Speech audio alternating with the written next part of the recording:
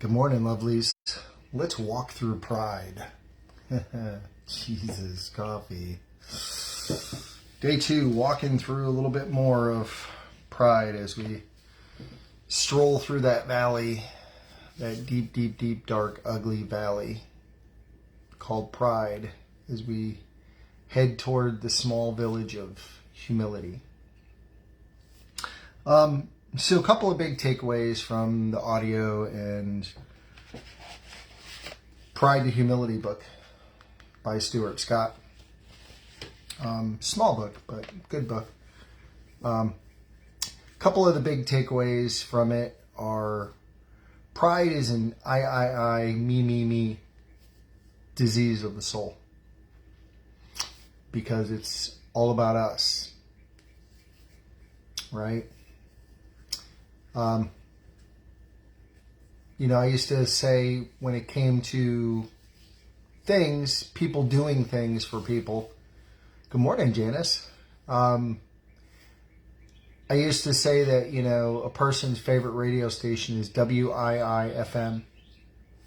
What's in it for me? Right?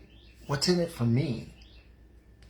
Well, we shouldn't do things for what's in it for us. We should do things for what's in it for him. How is me doing something glorifying him? Right? So, Andrew Murray said in his book that pride is the root of all sin and evil. Every sin out there, you'll find when you get to the core of that sin, pride's hanging out. Right? And Charles Swindoll, a great evangelistic pastor, said that the world's smallest package is a man wrapped up in himself. Wow. There's so much, we know Proverbs 26:12 talks about, do you see a man wise in his own eyes? There's more hope for a fool than for him. Yeah. God really does not like pride at all. Matter of fact, pride carries God's swiftest and most severe judgment of all of the sin. Think about Lucifer, one of the 3 named angels in the Bible. Fell like lightning. He was cast down like lightning. Because of what? Pride. He saw himself equal or greater than God. But by... See you later. Sin blinds us from the other sins in our life. A writer had called sin the AIDS of the soul.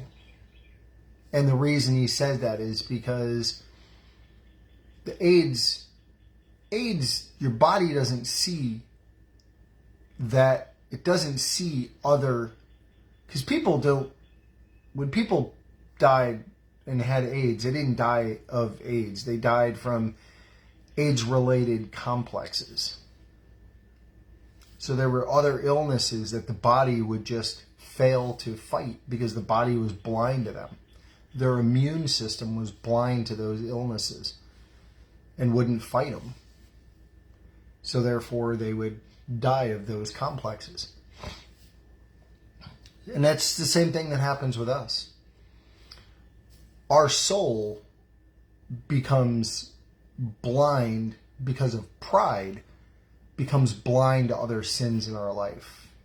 So therefore, we reject correction, we reject reproof, and we justify those sins. It's ugly, guys. Ugly, ugly, ugly. I'll tell you right now. It's not pretty. This is not a pretty walk for me, I promise you.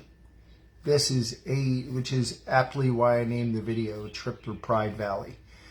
Because it's a deep, ugly walk through the valley. This is not pretty. Matter of fact, I'll be doing a self-evaluation today of pride, manifestations of pride in my life, and how much they manifest.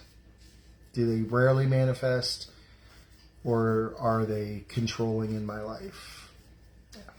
So I want to go through really quick Matthew 20 verses 25 through 28. This is the parable of the upside down kingdom.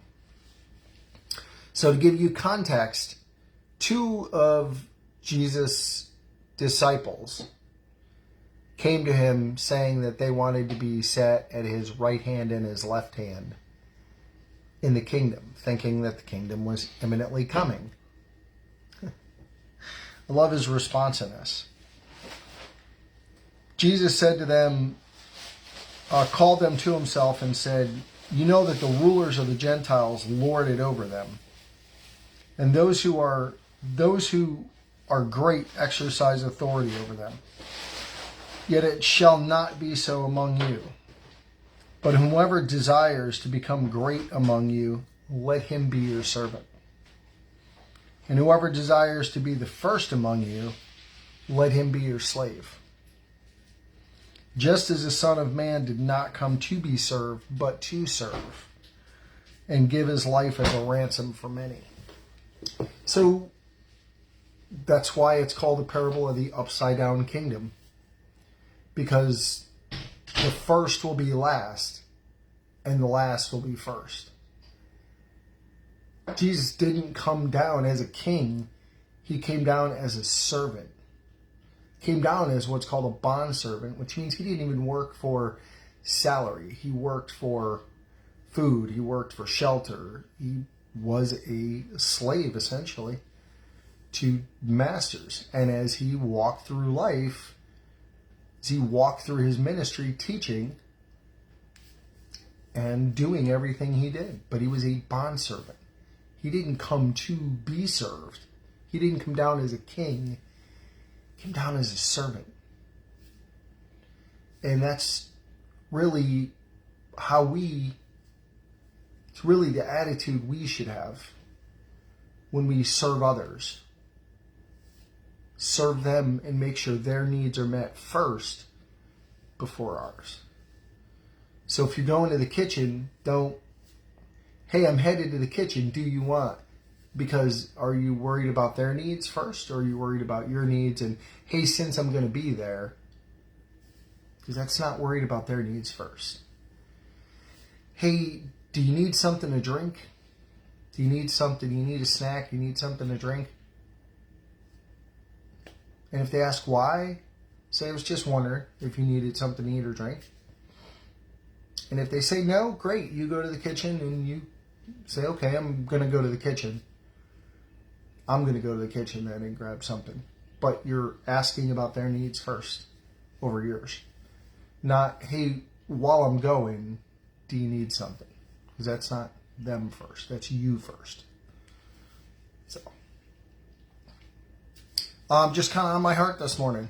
And, like I said, hopefully you walk through this walk with me, and everything that God shows me through the studies of the book and the audio that I'm doing, I can share it with you. God can share it with you through me, and so whoever needs to hear it. So I love you guys. I know he loves you, and we'll be back tomorrow with whatever Dad wants to talk about. You're so welcome, Janice. I'm so praising Jesus that he's showing me all of this, and I pray every morning that he inclines my heart and my mind so that I receive what he has to give me, and then he shares through me. So I love you guys. We'll be back tomorrow.